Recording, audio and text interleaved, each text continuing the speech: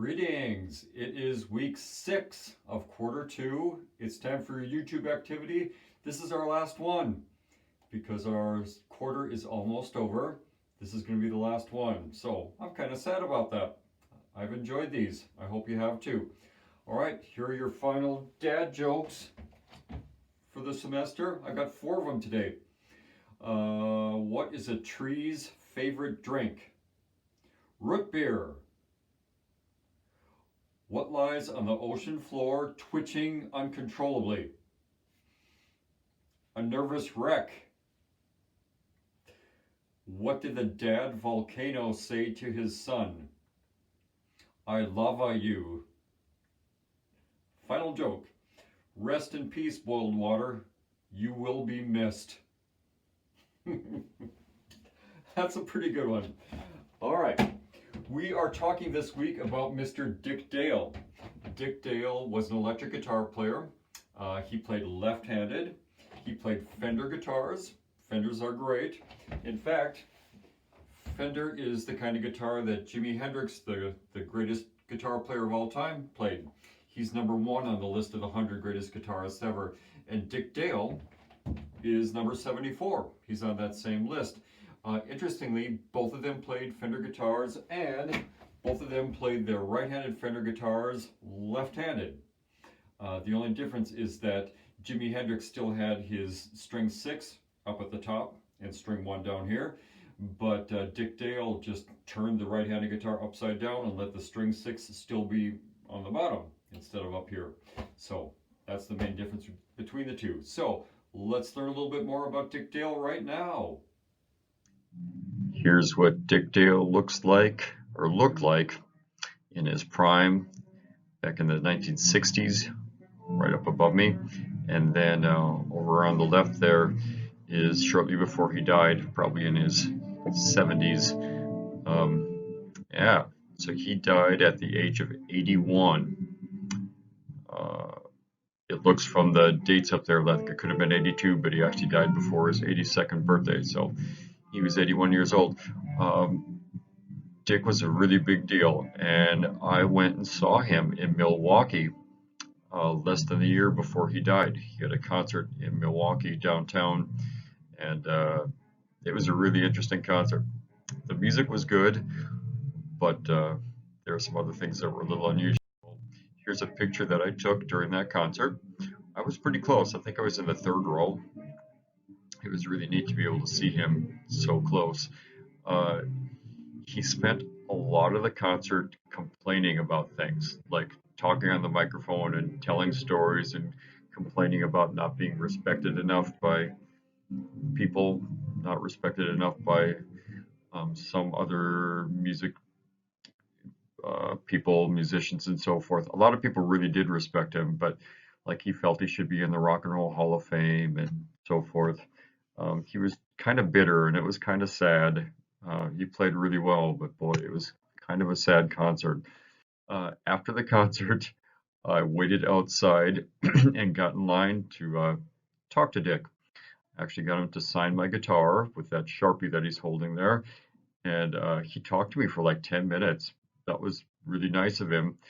And at the end, I wanted to take a selfie, and I thought he would be okay with that, but he wasn't. He held up his hand like, no, they told me I shouldn't take selfies with people.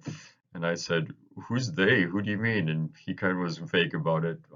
He was kind of paranoid, and yeah, it was kind of strange, but that's my selfie with Dick Dale.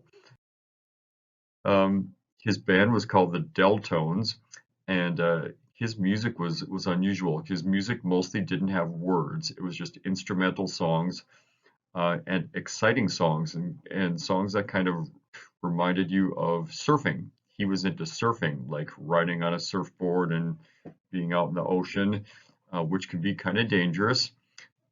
So his music kind of sounded dangerous. He was known as the king of surf guitarists. And again, his music kind of sounded dangerous and kind of sounded wavy. There was waviness in his sound that I'll describe in a minute here. He actually played left-handed and upside down. He just took a regular right-handed guitar and flipped it upside down and played it like that. Kind of like Elizabeth Cotten, who we talked about earlier this semester, except his guitar was an electric guitar. Um, his tone quality was really distinctive. He sounded different than everybody else. It's hard to describe other than to say it sounds like dangerous. It sounds like scary and dangerous and exciting. Um, I think it's neat that he wouldn't allow anybody in his band to use drugs or alcohol. He was really against that. He knew it was not a good idea for people to get hooked on those things, so he just didn't allow it in his band at all. And he was on the Rolling Stone magazine list of the 100 greatest guitarists of all time as the number 74 guy. So that's pretty cool. Some things we can learn from Dick.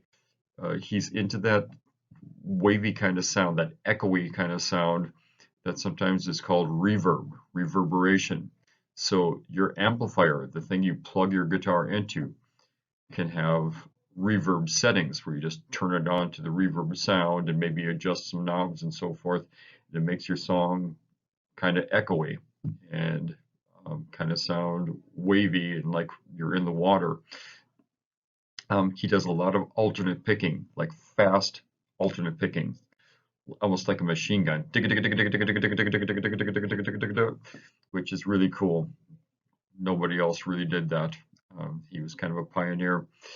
I think it's neat that some of his melodies, some of the tunes that he played, since there wasn't singing, he played his melodies on his guitar, and some of them were very low sounding.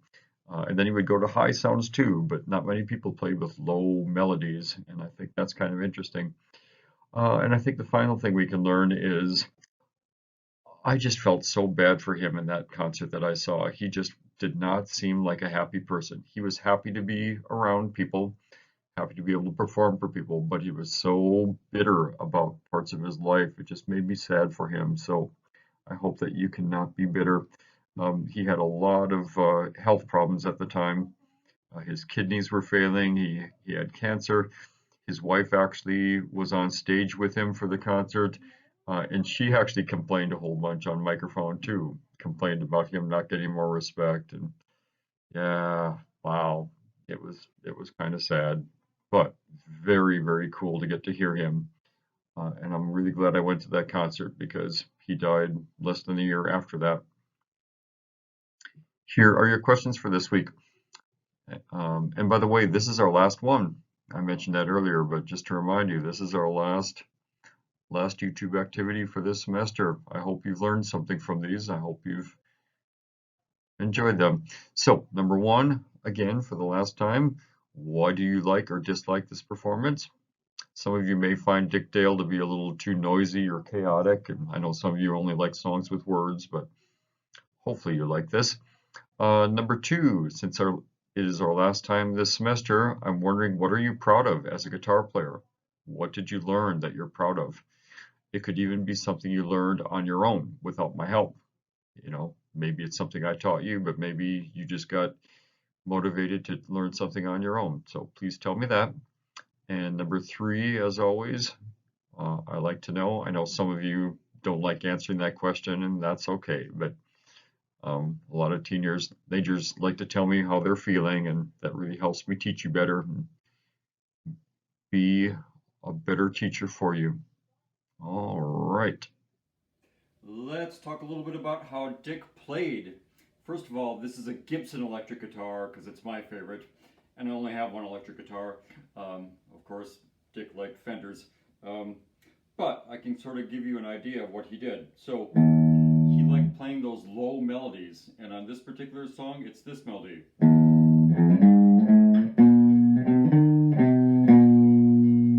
And sometimes he played it on string one.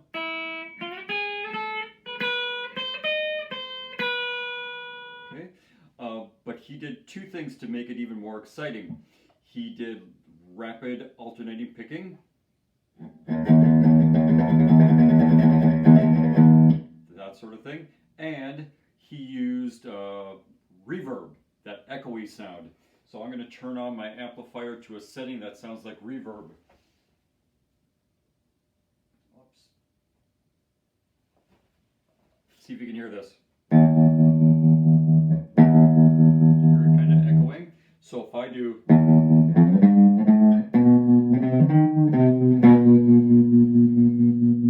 that sounds a little more surfy, a little bit more echoey, a little bit more exciting.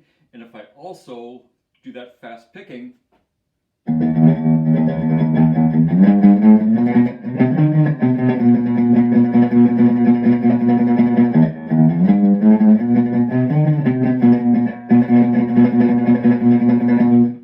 it's hard. I'm not good at that fast picking, but that's kind of what he does. So go ahead and watch that video now, the video for Dick Dale doing Miserlou.